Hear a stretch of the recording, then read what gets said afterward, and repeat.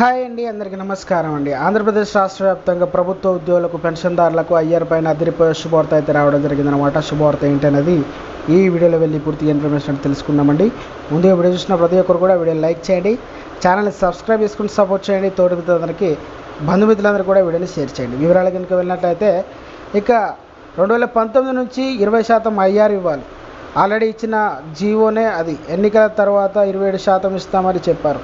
ఎన్నికలు అయ్యాక వెంటనే మీరు చెప్పినట్టు 27% ఐఆర్ ప్రకటించారు. కానీ ఇక చిన్న మెలగపెట్టారు అనేది మర్చిపోయినట్లు ఉన్నారు. ఏప్రిల్ 2019కు బదులుగా జూలై 2019 నుండి అమలు చేస్తూ ఇచ్చారు. దానివల్ల ప్రభుత్వానికే లాభం కలిగింది.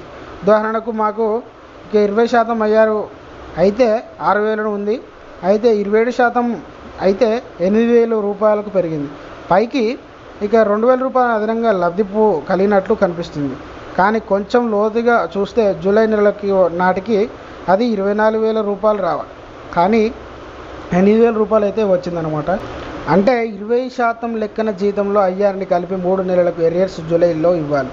అంటే 27% ఐఆర్ ఇవ్వడం కేవలం బూటకం. అయితే ఇది బూటకం అని చెప్పడానికి మరో అంశాన్ని పరిగణలోకి తీసుకోవచ్చు.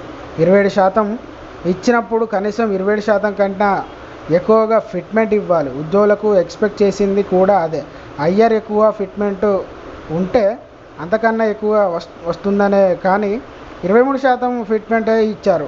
ఇది చూసుకున్నట్లయితే దాని అర్థం ఏంటంటే 27% ఐఆర్ ఇక ఇస్తామనడంలో ఇది ఒక అబద్ధపు మాట అని.